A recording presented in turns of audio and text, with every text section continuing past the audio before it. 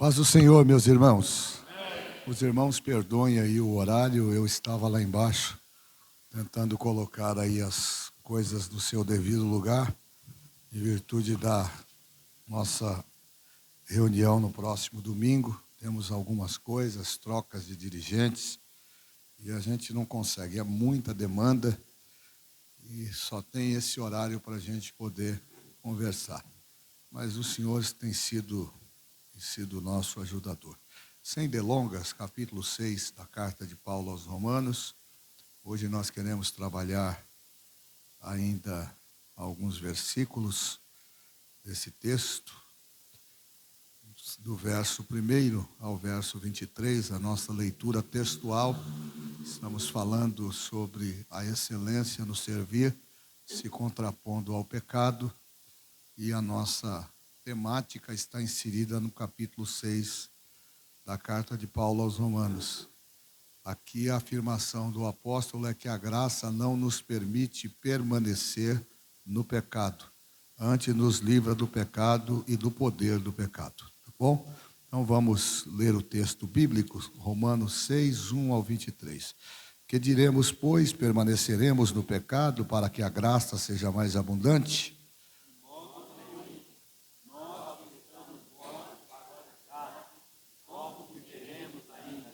Ou não sabeis que todos quantos fomos batizados em Jesus Cristo, fomos batizados na sua morte?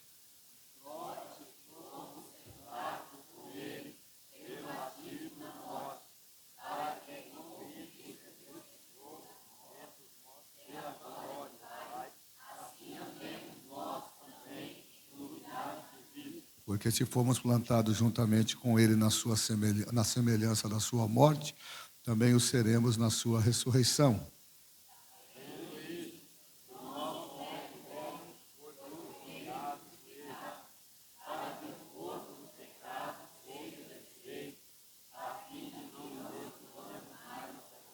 Porque aquele que está morto está justificado do pecado.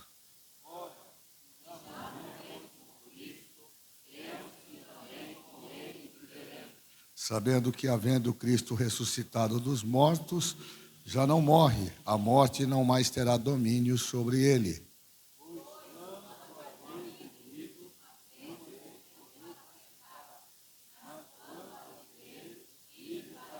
Assim também vós considerai-vos como mortos para o pecado, mas vivos para Deus em Cristo Jesus, nosso Senhor.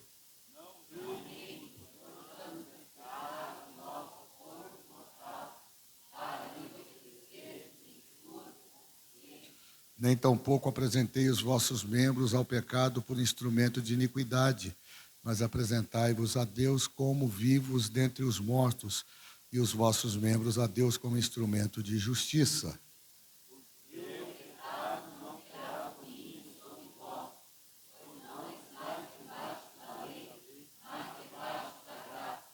Por que pecaremos? Porque não estamos debaixo da lei, mas debaixo da graça? De modo nenhum.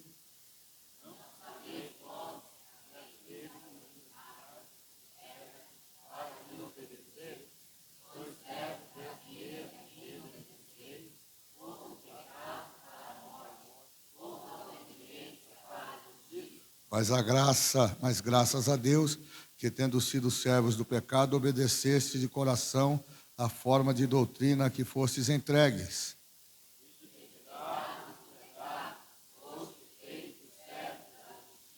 Falo como homem pela fraqueza da vossa carne, pois que assim como apresentastes os vossos membros para servirem as imundícies e a maldade, para a maldade, assim apresentai agora os vossos membros para servir a justiça para a santificação.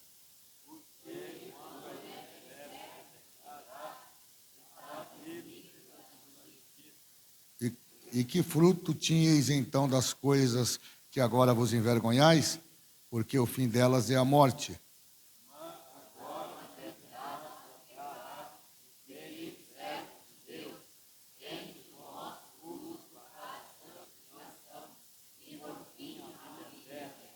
Juntos o verso 23, porque o salário do pecado é a morte, mas o dom gratuito de Deus é a vida eterna por Cristo Jesus, nosso Senhor. Vamos orar ao Senhor.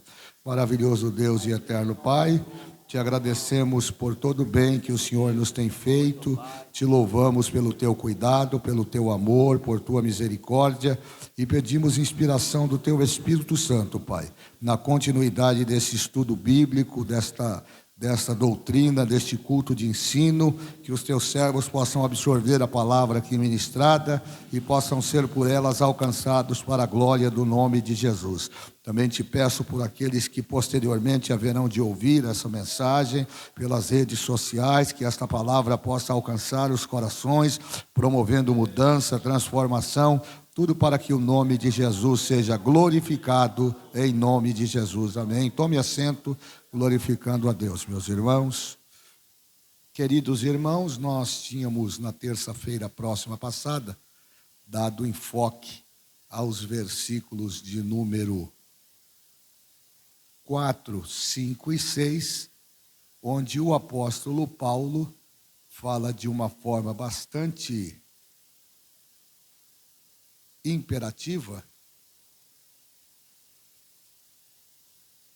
dos efeitos do batismo, não como um ato opcional, mas como uma ação espiritual que traz um impacto no mundo físico e também um impacto no mundo espiritual, justamente para selar, para demonstrar a escolha que, de fato, fizemos de recebermos a Jesus como Salvador. O batismo, na verdade, ele traz uma simbologia muito importante, por isso que ele deve ser trazido e considerado como uma importante doutrina, para que, por meio dela, nós, de fato, entendamos o significado da nossa fé, principalmente no ambiente, no Instituto da Graça. Então, Paulo, ele faz uma afirmação interessante a partir do verso de número 4, dizendo que nós fomos sepultados com Jesus pelo batismo na morte. E ele faz uma relação, ele traz uma relação do batismo com o processo natural da morte, que está atrelado ao termo separação, como eu trabalhei com vocês na terça-feira passada. E ele vai falar então do ato do sepultamento da vida espiritual, ou seja, das ações que antes eram promovidas em nossa vida como instrumentos de pecado, e vai mostrar que nós fizemos então uma escolha de servir a Jesus. E à medida em que nós fizemos essa escolha de servir a Jesus, como resultado dessa escolha, nós enveredamos pelo caminho do batismo nas águas, e o batismo nas águas, ele tem essa simbologia também de sepultamento. E é interessante que ele diz no verso 4, de sorte que fomos sepultados com ele pelo batismo na morte, para que como Cristo ressuscitou dos mortos pela glória do Pai, assim andemos também em novidade de vida.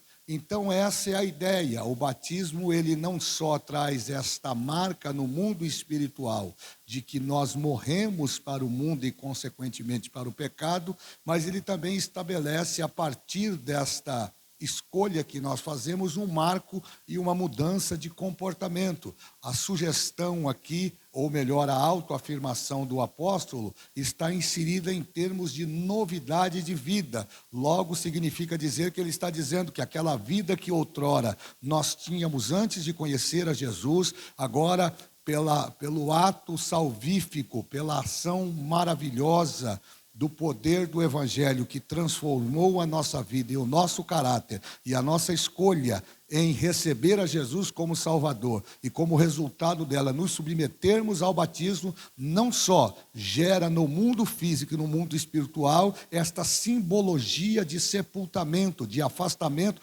daquilo que outrora nos contaminava e que agora, pelo ato do batismo, nos permitirá viver uma vida nova, uma vida extremamente bem-sucedida do ponto de vista espiritual. Por isso que eu acho interessante, porque esta declaração na parte B do verso de número 4, do capítulo 6 de Romanos, ela também está interligada ao que Paulo escreve na segunda carta aos Coríntios, capítulo 5, verso 17. É aquele texto áureo que a gente costumeiramente repete aqui. Portanto, se alguém está em Cristo, nova criatura é, as coisas velhas se passaram e tudo se fez novo. Paulo também se baseia na ideia de ir para a água com uma imagem de que fomos sepultados, saindo da água com a imagem da ressurreição dos mortos. Então perceba que a operação do batismo, ela é estritamente espiritual, porque se ela não for interpretada de forma espiritual, quando você leva a pessoa para o tanque batismal e ela não tem essa compreensão, não vai acontecer nada, não vai haver qualquer efeito. É preciso que a pessoa tenha consciência que ela vive uma vida de pecado, que ela está condenada em ofensas em pecado, mas a partir do momento que ela decide servir a Deus, que ela decide receber a Jesus como Salvador, ela tem a garantia, ela tem a certeza de que os seus pecados serão perdoados e ela vai, a partir daquele momento, receber uma nova vida em Deus. E aí o apóstolo São Paulo, ele nos leva ao entendimento de que quando nós somos imergidos na água, é como se nós estivéssemos sendo sepultados. E por que sepultados? Porque agora nós morremos. O ato de renunciar o pecado, na concepção e na visão de Paulo, escrevendo a carta aos Romanos, é de que isso é um processo de separação. Portanto, quando eu nego o mundo, quando eu nego a eficácia do pecado, quando eu rejeito continuar vivendo em pecado, eu estou me separando dele. E como é que eu justifico isso no mundo físico e também no mundo espiritual? Pela via do batismo nas águas. Então ele traz essa ideia, ele se baseia nessa ideia de que levar o indivíduo a se batizar não é dar um banho nele. E nós temos que tomar muito cuidado, porque a nós cabe a responsabilidade de orientar, a nós cabe a responsabilidade de discipular, a nós cabe a responsabilidade de falar que o batismo não é simplesmente um sacramento qualquer. O batismo, ele tem simbologia no mundo físico, para que as pessoas vejam que nós estamos renunciando o mundo, mas também tem poder e efeito no mundo espiritual, porque a partir do momento que nós tomamos essa decisão, o nosso testemunho diante de Deus, ele vai ser confirmado pelo sacrifício de Jesus no partíbulo da cruz. Então essa é a ideia. Claro que o batismo aqui também tem associação com o ato de purificação. Isso aqui é um fato, não é? Então, o batismo significa que nós rejeitamos o pecado e vamos viver agora, como diz no verso 4 na parte B, a ideia é viver em novidade de vida, é viver uma vida transformada pelo poder da palavra. E isso está muito bem acentuado. Quem é que pode ler para mim Tiago capítulo 1, verso 21? Vamos abrir a Bíblia para a gente ver o que é que diz Tiago, o apóstolo do Senhor. O batismo tem essa associação de purificação, mas isso não é particularmente relevante para o ponto de Paulo aqui. Embora o batismo tenha essa característica de purificação, a purificação não acontece simplesmente com o banho, com a imersão do indivíduo, porque o que vai molhar é o corpo. Não, a ideia aqui é de transformação de pensamento, é de mudança de comportamento. Então não adianta eu batizar o corpo se a mente não foi transformada pelo poder do Evangelho de Jesus. E aí nós vamos ler esse texto e depois nós vamos ler Romanos 12 e 2. Então quem é que encontrou aí? Tiago capítulo 1, verso 21.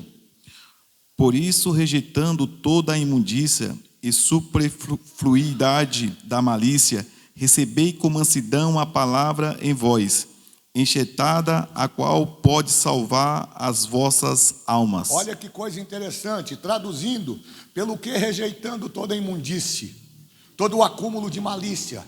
Olha lá o que ele vai usar. Ele vai usar verbos interessantes. Recebam com mansidão.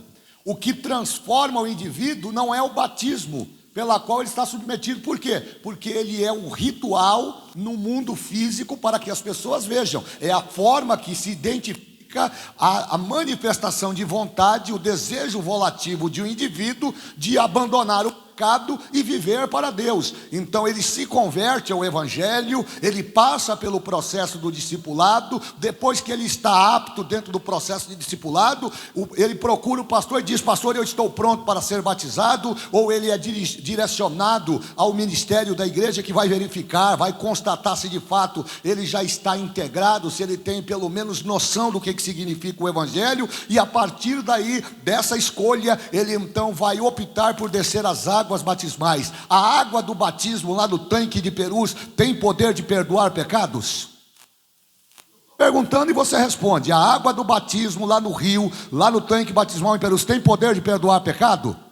Não tem poder de perdoar pecado. Lá é simplesmente um ato simbólico. O que é que vai transformar o caráter e a vida desse indivíduo que recebeu a Jesus como Salvador? É o poder e a eficácia da palavra que entrou dentro do seu coração através da ação do Espírito Santo. Irmão, nós estamos vivendo uma geração que tem pastor querendo convencer o irmão de ser crente. Não é papel da igreja de convencer ninguém. O papel de convencer cabe ao Espírito Santo. O Espírito Santo é quem convence, o Espírito Santo é quem converte por meio da palavra. O Espírito Santo é quem fala no coração. É o Espírito Santo que suscita a fé, de forma que se você batizar um indivíduo simplesmente para fazer número, você simplesmente estará dando um banho nele, nada mais do que isso. Então Paulo diz assim: pelo que rejeitando,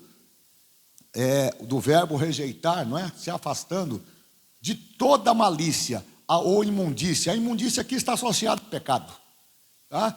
O pecado, embora a etimologia da palavra pecado, eu já cansei de explicar para vocês aqui, no radical grego leiamartia, não é? Que significa errar o alvo. O pecado, ele está atrelado a esse ambiente de imundície, de sujeira. E olha o que Tiago fala: pelo que rejeitando. Percebam que o rejeitar é uma ação pessoal, subjetiva. Você tem que desejar, e você só deseja rejeitar a partir do momento que você compreende isso. Se não compreender isso, você não vai conseguir se libertar da ação do pecado. É por isso que Paulo, o título, a epígrafe do capítulo 6, diz que a graça não nos deixa permanecer no pecado. O sentimento, a conscientização de que nós estávamos condenados à morte, mas que Jesus, através do seu sacrifício, entregou-nos aquilo que nós não merecíamos receber, que foi a sua graça,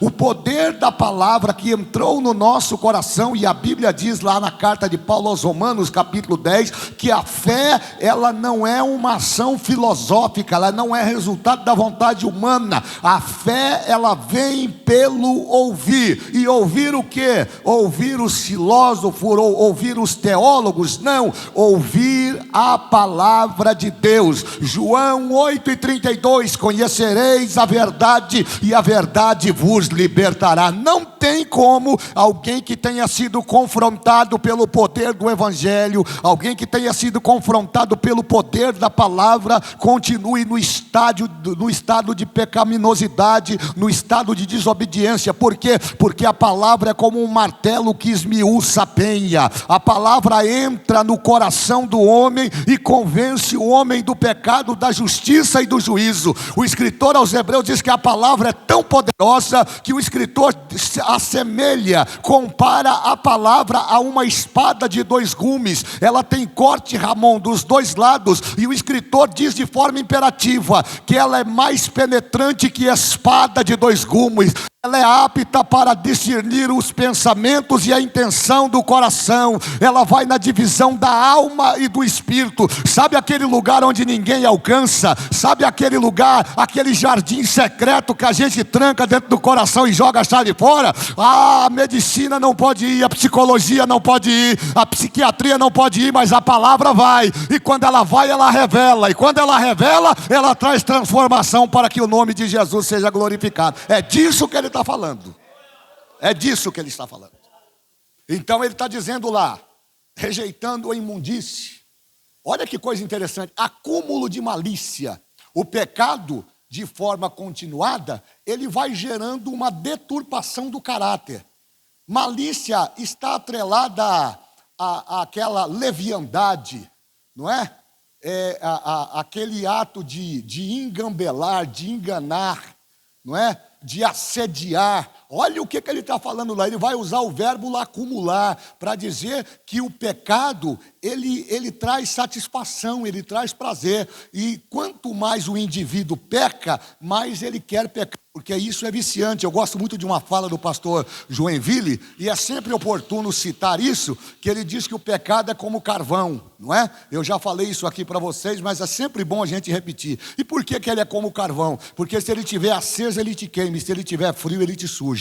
O pecado é envolvente, ele atrai. Então Paulo está, ou melhor, Tiago está construindo aqui uma ideia de que o acúmulo continuado de malícia pode comprometer a existência da vida espiritual. Aqui tem uma coisa interessante.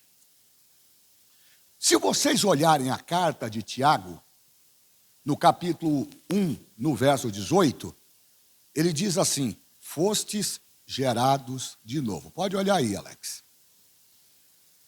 No verso 21, ele faz uma advertência. Deixa lá no verso 21 mesmo, que o texto está aqui na minha cabeça, só para não perder o raciocínio. Lá no verso 21 ele diz: pelo que rejeitando toda imundícia e acúmulo de maldade. Quando você vai para o capítulo 5, verso 14, ele diz assim: está alguém doente na igreja? Chame os presbíteros e ore, ungindo com azeite, em nome do Senhor.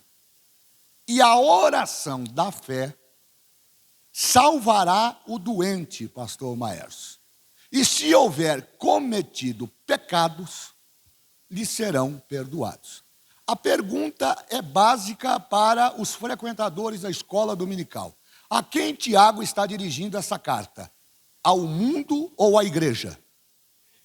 Ao mundo ou à igreja? À igreja. Ele não está tratando com pecadores. Isso me chamou a atenção, pastor Valdeci. Porque se Tiago está falando com a igreja, por que ele vai usar o verbo sozo aqui?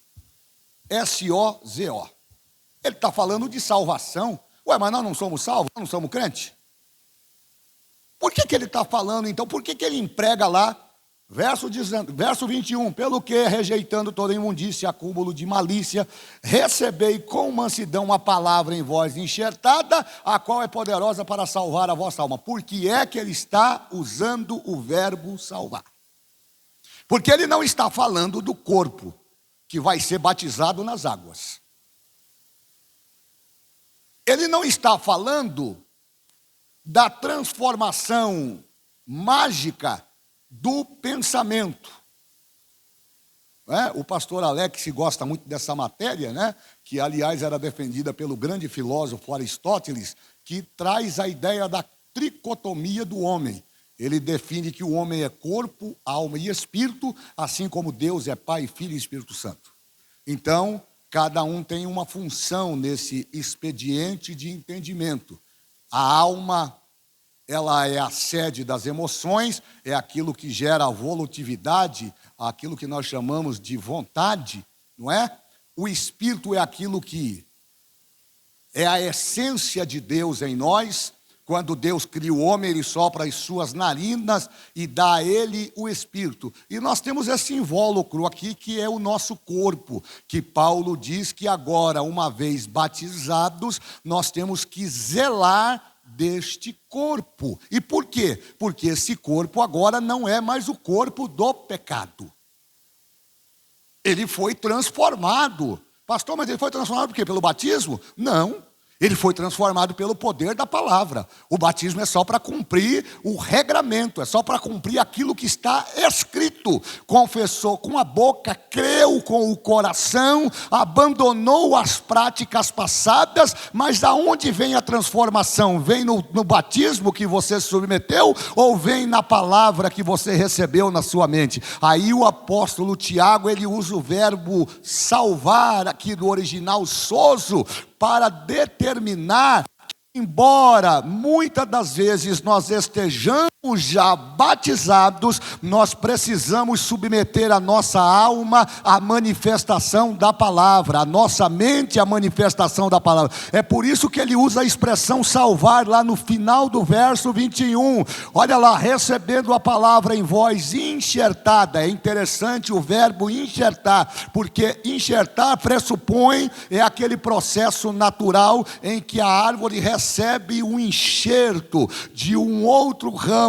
Então ele está dizendo que esse corpo invólucro em pecado, em ofensa, ele agora é transformado pelo poder desta palavra, e a palavra vem de fora para dentro, entra na nossa mente, entra no nosso coração. Se você era ladrão, você vai deixar de roubar. Se você era mentiroso, você vai deixar de mentir. Se você era encrenqueiro, você vai deixar de arrumar encrenca. Por quê? Porque a palavra, ela veio de fora para dentro, arrebentou o coração de pedra e colocou em você um coração de carne, o entendimento para receber a palavra do Senhor e através da sua vida glorificar o seu nome. Então é isso que ele está propondo aqui. Aí, verso 2 do capítulo 12 de Romanos.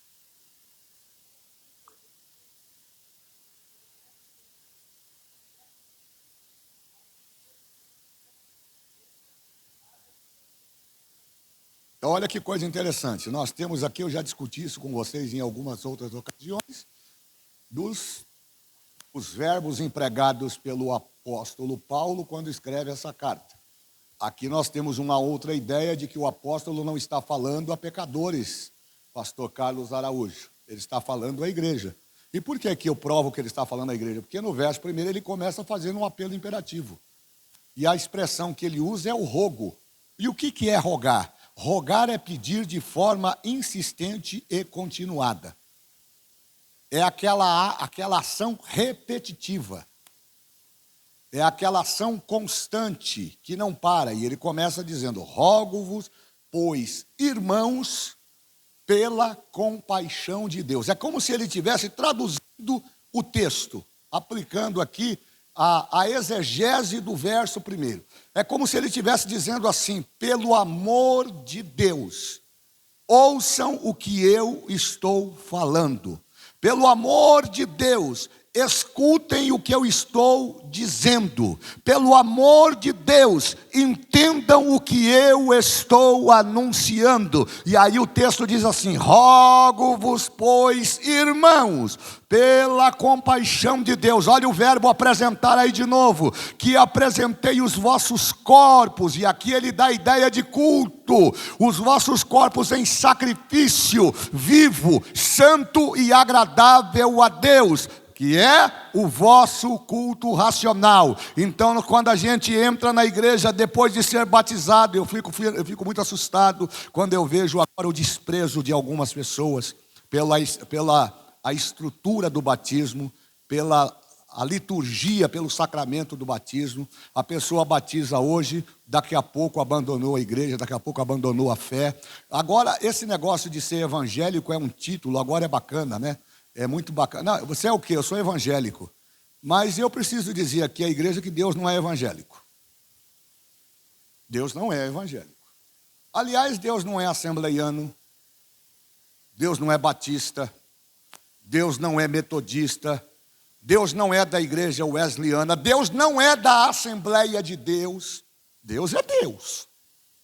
E o Salmo 90, escrito por Moisés, verso 2, declara isso: de eternidade a eternidade, tu és Deus. Deus não está preso a essa ideia temática consolidada e construída pelo homem, não. Deus está acima de tudo isto. Deus continua sendo soberano. Se você for crente, Ele continua sendo soberano. Se você abandonar a tua fé, Ele continua sendo soberano, porque Ele é Deus. E aí nós temos uma implicação, né? No mundo teológico, eu tenho aqui alguns estudiosos da Bíblia, que é o caso do professor Alex, o irmão Alex Dentinho, que está lá no fundo, que conhece um pouquinho da Bíblia. Nós temos aquela disputa da ideia teológica entre as duas grandes correntes da teologia pós-moderna. Calvino diz que uma vez salvo, salvo para sempre, e ele faz questão de anunciar esta salvação como algo que não pode ser interrompido, pastor Valdeci, depois que o camarada aceita Jesus e diz assim: eu agora sou crente, mas daqui meio-dia ele está largado, está arrebentado. O Calvino diz: não, isso aí esquece. Ele pode. Aí ele dá aquela ideia do que Paulo está dizendo lá no verso 1 do capítulo 6. Ué, vamos continuar no pecado? Para que a graça seja mais abundante? É mais ou menos isso que vocês estão dizendo para mim? Quer dizer que então você aceita Jesus, tropeça, pede perdão, volta, erra novamente, pede perdão. E por que você está fazendo isso? Porque você está debaixo da graça? Ele diz: não, isso aí está errado. Você tem que se submeter ao poder da palavra, porque agora você não mais vive em ofensas, em pecado. Você agora foi arrancado do meio do pecado para servir como instrumento para a glorificação do nome do Senhor. Então não cabe mais pecar. E essa ideia de que uma vez salvo, salvo para sempre, aqui não cabe. Aqui não cabe. Então o apóstolo Paulo, no capítulo 12, verso 2, ele faz um apelo imperativo para justificar o que ele vai falar no verso de número 2. Então ele começa dizendo, no verso de número 2, não vos conformeis com este mundo. Ele começa a falar deste ambiente de padronização que o pecado estampa na vida das pessoas. Vocês já perceberam que o pecado ele tem uma espécie de padronização? É um ritual que as pessoas seguem, que estão em todas as esferas e camadas da sociedade. Porque isso já é a natureza do pecado. Qual é a etimologia da palavra pecado? É errar o alvo. Vocês percebem que hoje nós estamos vivendo uma geração que aquilo que nós conhecemos no passado como verdade, hoje é mentira? E aquilo que nós conhecíamos como mentira, hoje as pessoas dizem que é verdade? Nós vivemos hoje uma crise de identidade moral, irmã Ana. Não é? Nós estamos vivendo a época da relatividade, de relativizar-se tudo que vê. Hoje não tem mais aquele princípio do absolutismo. Não tem mais o peso da doutrina. Eu sou de uma época, sou da terceira geração de pastores da minha família, em que as coisas eram levadas a sério. Não, pastor, e hoje não é levado a sério, hoje eu tenho minhas dúvidas. Mas era comum, num culto como esse, de terça-feira, que era exclusivo para os membros da igreja. Não, pastor, mas isso é uma santa religiosidade. Não, eu não estou falando de religiosidade, não. Estou falando de santidade. É diferente. Religiosidade é uma coisa, santidade é outra. Aliás, a Bíblia diz que em tudo nós temos que ter um equilíbrio. Não dá para você ser o extremo. Não pode ser kamikaze, mas também não pode ser omisso. Tem que ter um equilíbrio. É como fazer arroz. Se não colocar sal, você não come. Se colocar sal demais, você também não come. Tem que ter o equilíbrio. Mas naquele tempo, mas o pastor é saudosista. Não sou saudosista, não, eu sou realista. Naquele tempo, quando se difundia com mais ênfase o propósito da santificação, as coisas espirituais eram mais aclaradas. Num culto como esse, por exemplo, há 30, 40 anos atrás, nós víamos as pessoas sendo batizadas com o Espírito Santo. Como assim, pastor? Num culto de ensino? Sim, no culto de ensino. Hoje, quando o irmão fala língua, a igreja toda olha para trás. O que é isso aí? Então, aquilo que era absoluto passou a ser relativo. Por quê? Porque as pessoas, elas não têm a mesma essência de fé que tiveram os nossos pais, aqueles que começaram e que experimentaram o evangelho na sua essência.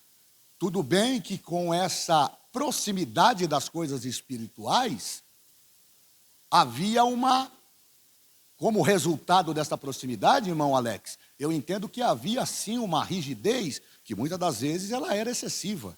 Eu, por exemplo, fui criado num ambiente em que o meu pai ouvia muito o saudoso missionário Davi Miranda, Ramon, e o meu pai dizia que não usava bigode porque o diabo se escondia atrás do bigode. Você imagina um menino de 8 anos ouvindo isso? Aí eu ficava olhando para os irmãos que tinham bigode, falava, pai, aquele irmão está cheio de demônio, né, pai? Menino, para com isso, menino. Mas eu fui criado nesse ambiente. Eu fui criado num ambiente em que quando a gente chegava no culto de Santa Ceia, não era o pastor que recebia a gente, era o diácono.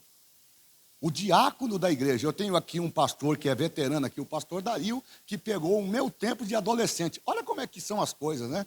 Quem é que diria que depois de quase 50 anos eu estaria na igreja sendo o pastor do pastor Dario? Mas Deus faz essas coisas. Então nós tínhamos um diácono lá chamado irmão Naide. O que ele não tinha de tamanho, ele tinha de bravo. E o irmão Naide, ele falava uma vez, na segunda vez você ia para o lado da sua mãe, levantado pela orelha. Não tinha conselho tutelar, não tinha pai querendo processar pastor, não tinha crente dizendo que ia embora da igreja, porque havia temor. Eu me lembro que na igreja onde nós congregávamos, mano, tinha uma profeta chamada Lia. Ela era vaso. E nós tínhamos lá um tocador, já dorme no Senhor, chamado Cosmo. O irmão tocava demais. Ele tinha uma pequena deficiência na coluna vertebral que fazia com que ele tivesse muita dificuldade para caminhar. Mas o que ele tinha de dificuldade para caminhar, irmã Silene, ele tinha de talento para tocar.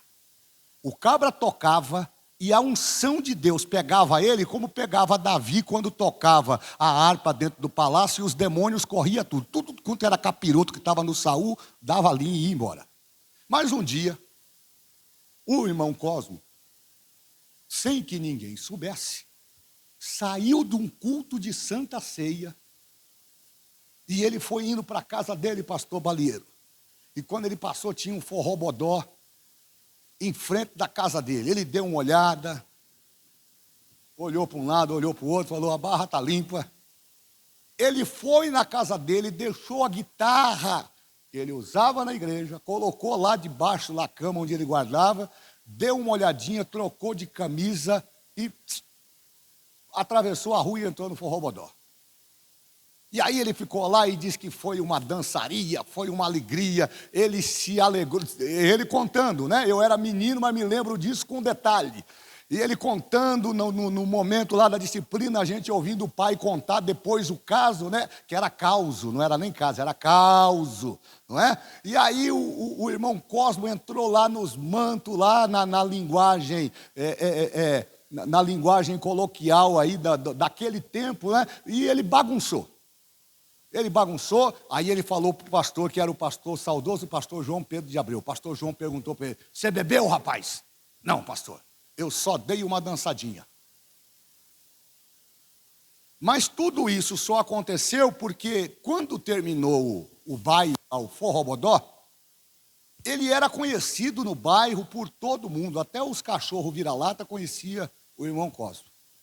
Mas quando terminou a festa, o povo está saindo 4 e pouco da manhã, saiu uma briga no meio da rua, com outras pessoas que não tinham nada a ver com aquele evento, com aquele ambiente onde ele estava inserido. E aí aqueles 2 indivíduos começaram a brigar, de repente alguém sacou uma arma, um revólver 22.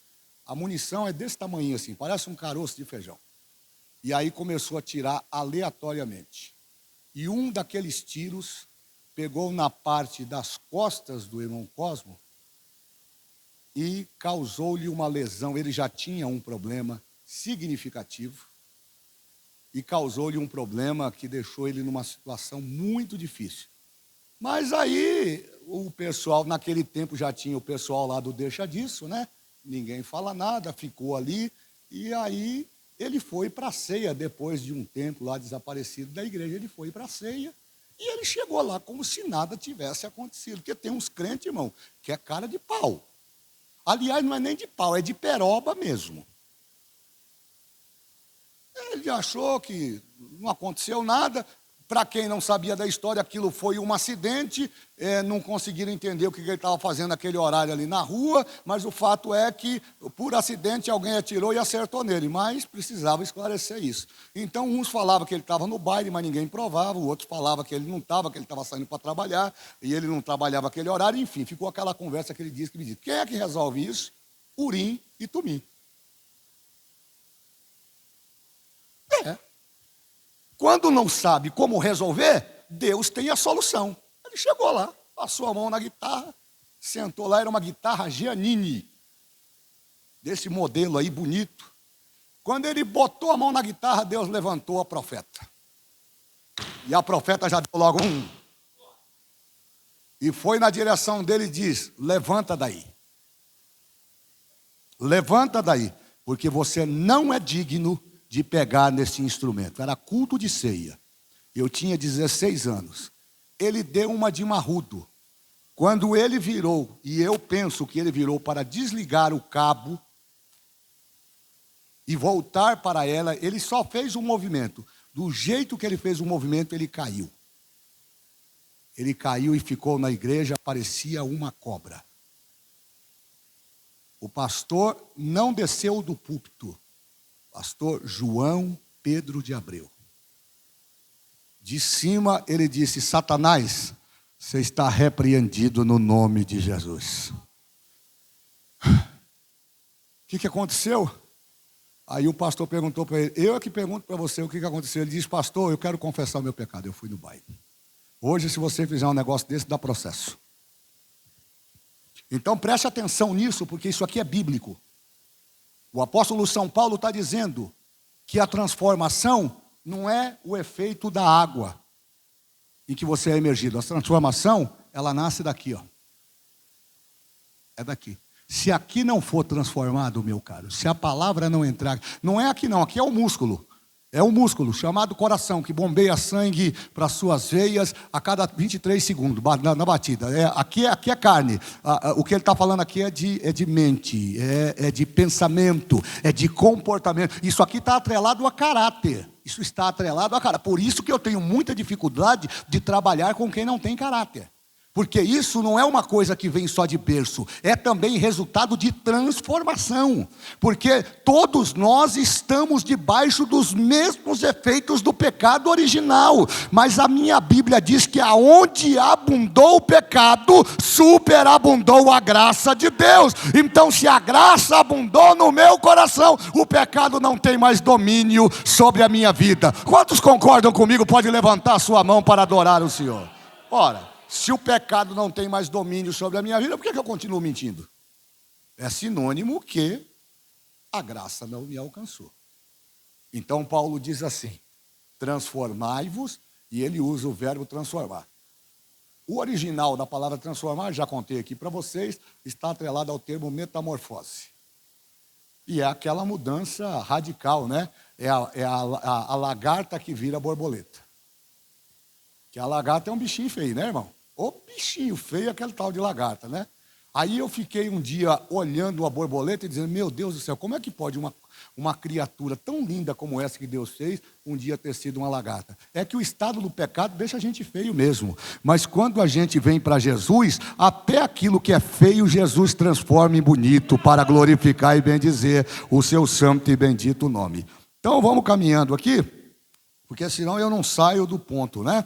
Nesse sentido, o batismo é importante como ilustração da realidade espiritual, mas não faz com que essa realidade aconteça. Se alguém não morreu espiritualmente e ressuscitou com Jesus, todos os batismos do mundo não poderão mudá-lo. Aí eu tenho aquela dificuldade do irmão assembleiano que vai na congregação do Brasil e batiza de novo. Bom, é um tema que eu tenho que enfrentar. Eu não estou falando da igreja, eu estou falando do comportamento. Porque você é batizado de forma obrigatória se você não quiser? Alguém pode batizar você se você não quiser? Então o batismo é um ato, é uma escolha. Quando eu vou... Agora você já pensou você ser batizado nas águas? O que você está fazendo? No mínimo você está anulando aquilo que foi estabelecido lá atrás. Se você está anulando, a pergunta que não quer calar é essa: aquilo que você fez de forma anterior, ela teve alguma valia para você, é a prova de que o evangelho não entrou em você. Tem muita gente dentro da igreja, mas a igreja não entrou dentro dele. Tem muita gente carregando a Bíblia do lado de fora, mas a Bíblia ainda não entrou dentro do seu coração. Mas nesta noite, o Espírito de Deus está nos dando a orientação e mostrando que a graça não vai nos deixar permanecer no pecado, sobre os efeitos e sobre a ação do pecado. A graça é poderosa para nos livrar do pecado e nos fazer viver uma vida triunfante em Cristo, para que através dele o nome do Senhor seja glorificado. O ponto clássico do verso 4, e olha que eu só estou no 4 aqui, no 5, né? É claro, é algo dramático, né? Esse propósito de transformação é algo que muda a vida do crente. Você não pode morrer e ressuscitar sem que isso mude a sua vida. Eu tenho algumas dificuldades, isso sou eu, irmãos, me perdoe a minha falta de compreensão. Mas eu não posso acreditar que alguém que morreu e foi sepultado continue zambetando por aí. Morreu, irmão. A natureza velha morreu.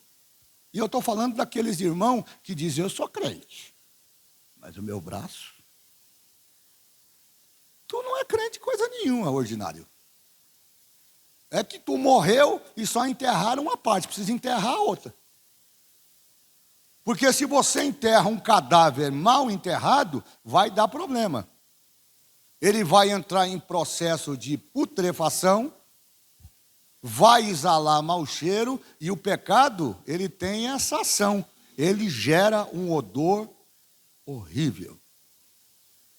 Eu, no segundo ano da faculdade de Direito, eu tive a oportunidade, eu digo que para mim é um privilégio, de ter aula com um dos maiores legistas que já passou nesse país, e que é autor de diversos livros.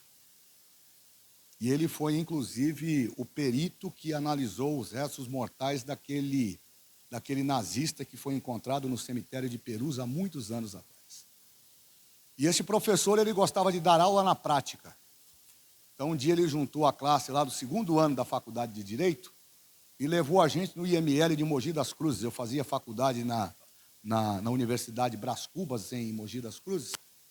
E ele, então, como diretor do Instituto Médico Legal da cidade, lá é um município pequeno, relativamente pequeno, mas que hospeda duas grandes universidades. A Universidade Brás Cubas, que é responsável pela área do direito, e a UMC, que é a Universidade Mogi das Cruzes, que tem as outras cadeiras acadêmicas naquele município. E muitos estudantes do mundo do direito passaram por lá. Uma faculdade muito boa. E esse professor chamado Dr. Vilmes, Dr. Vilmes, ele tinha uma forma muito pedagógica de dar aula para os seus alunos. Ele dava aula na teoria, irmã Madalena, como ninguém. A aula dele era a melhor aula. Eu confesso para os irmãos, e os meus pecados eu não nego, que eu matava algumas aulas. Mas quando era a aula do Dr. Vilmes, na quinta-feira, eu era o primeiro a chegar e o último a sair. Porque as aulas do Dr. Vilmes eram cativantes. E ele um dia resolveu fazer um tour com os alunos da classe para conhecer a estrutura do Instituto Médico Legal. Mas na nossa cabeça, nós só íamos conhecer ali a parte administrativa, até porque existe toda uma restrição, não só jurídica, mas também sanitária, de se entrar em ambientes como esse, porque precisa ter uma preparação, precisa ter roupa, equipamentos necessários. Mas ele quebrou o protocolo e quando nós chegamos lá, ele falou, vamos para a aula prática, quem é que já viu um cadáver? Todo mundo riu e disse, de alguma forma alguém já viu na televisão, na revista, alguém já viu um cadáver. Mas agora vocês vão ver de forma prática. E ele abriu uma porta, ele na frente, alguns outros instrutores de classe com ele, e foi empurrando o pessoal. Irmão, era gente caindo um por cima do outro, era gente dizendo que estava tendo tontura, era gente dizendo que estava morrendo. E aí teve uma brincadeira, falou, se estiver morrendo, já fala logo que quem morre fica daquele lado ali, né? E aí a metade voltando para trás. E alguns conseguiram, como eu, entrar na primeira sala, que é a sala de preparação ali para o ato, porque o cadáver ele é preparado primeiro para que seja feita então a necrópsia, como propriamente o nome diz. Então existe toda uma preparação, existe muito respeito, existe muita ética, porque embora você esteja lidando com um ser agora inanimado, porque não tem mais vida, ele é alguém que tem proteção da lei e precisa ser tratado com dignidade. E ali nós entramos naquela primeira ala e ali ele explicou para a gente como era o preparo e ele então passou a nos contar os estágios da decomposição do corpo. Então o corpo ele se comporta à medida em que os tecidos vão morrendo, os órgãos vão se autodestruindo, eles vão se desfazendo. E essa ação interior do corpo, olha que coisa profunda, ela vai sendo manifesta do lado de fora. Então, a primeira coisa que acontece depois do óbito, depois de algumas horas, é aquilo que os legistas chamam de rigidez cadavérica. O indivíduo fica duro como uma pedra.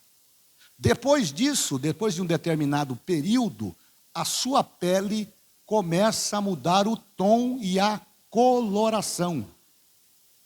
É por isso que existe a necessidade de levá-lo para uma câmara de resfriamento, porque à medida em que o corpo vai se decompondo, essa pele, essa estrutura que a gente tem, é a primeira a ser afetada. E ela vai se autodissolvendo. Ela vira uma gelatina.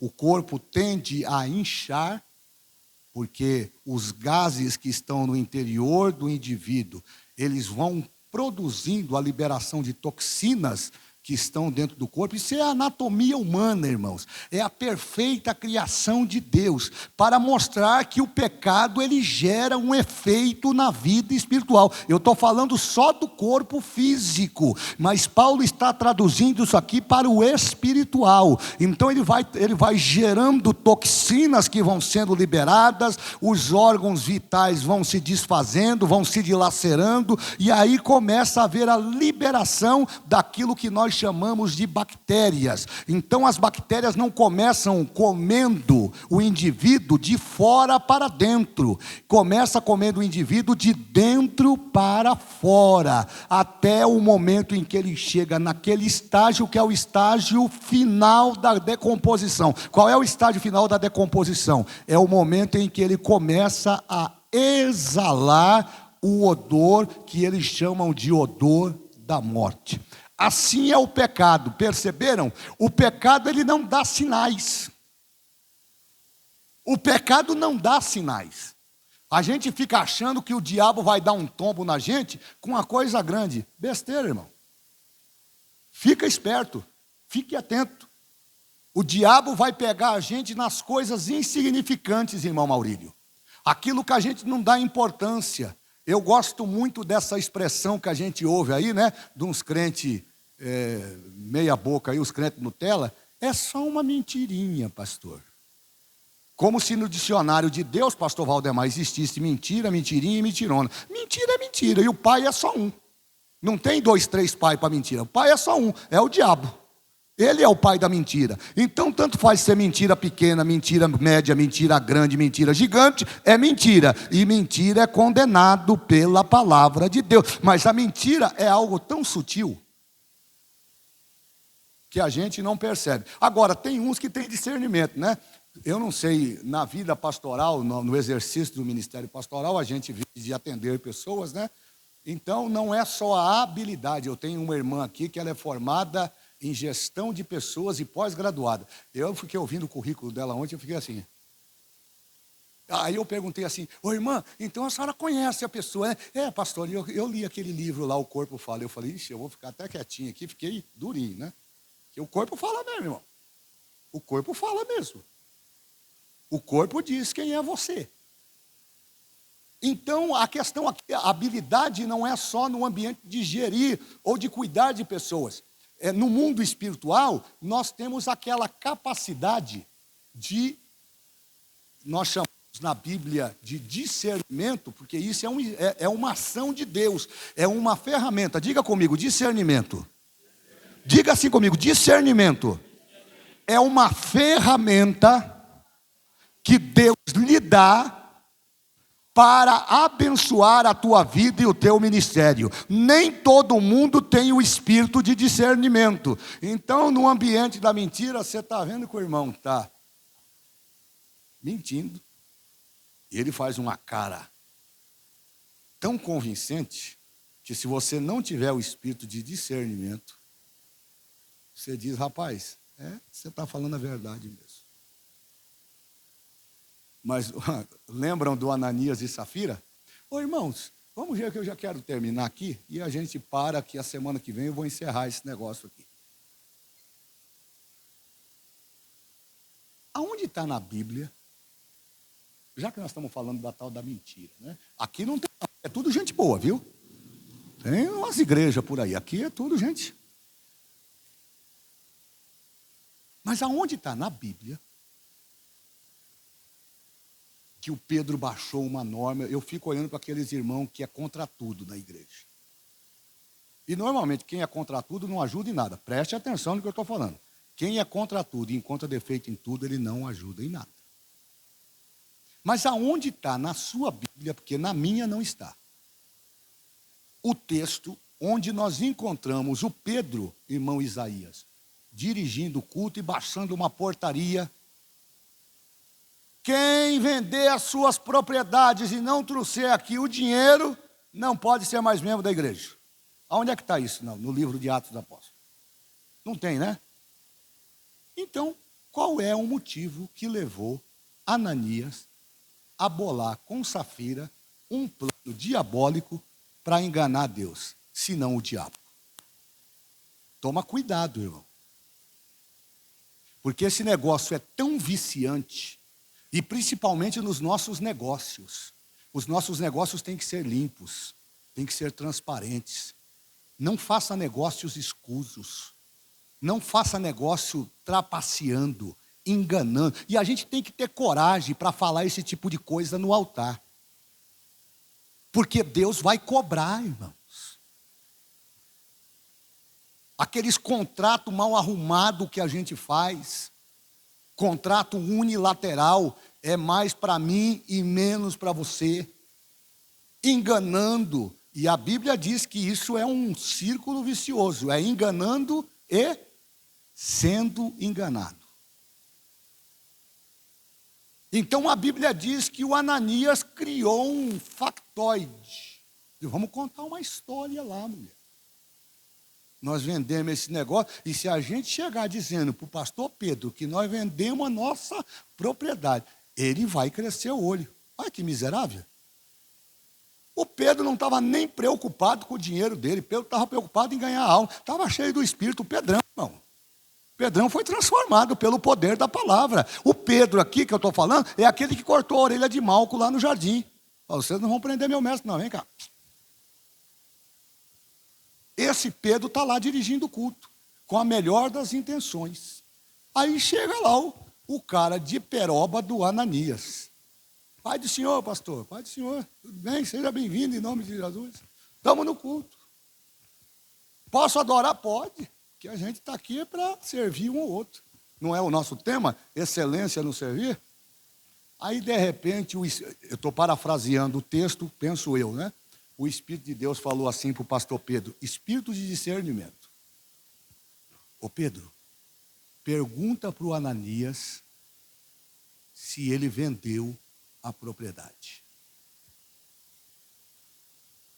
O Pedro olhou para o Ananias: irmão Ananias, deixa eu fazer uma pergunta para o senhor. Pode perguntar, pastor. O senhor vendeu lá aquela sua propriedade que estava à venda? Vendi. Inclusive, foi bom o senhor perguntar, que eu já quero depositar. Glória a Jesus. a parte que cabe à igreja. Posso procurar o tesoureiro? A Bíblia diz, não é eu que estou dizendo, está no texto, que o pastor Pedro, tudo bem que hoje nós estamos com deficiência de alguns pastores com essa autoridade. E eu tenho que reconhecer isso. E essa palavra também me pega. Mas o pastor Pedro olhou para ele e perguntou: Ananias, por que você deixou o diabo entrar onde, irmão? Entrar onde, irmão? O diabo não entrou no bolso de Ananias. O diabo não entrou no banco onde estava o dinheiro, vamos imaginar que fosse lá, ou no lugar onde ele guardou o dinheiro. O diabo entrou no coração. O coração está onde, irmãos? Aonde está o coração? Eu pergunto, o coração está aqui ou está aqui? Por que você deixou o diabo entrar no teu coração, Ananias? Você não mentiu a mim. Você mentiu ao Espírito de Deus. Você sabe qual é o resultado para quem mente para o Espírito de Deus? Caiu duro. Você já pensou se Deus tratasse a gente como tratou lá o começo da igreja? Ia ser um funeral por...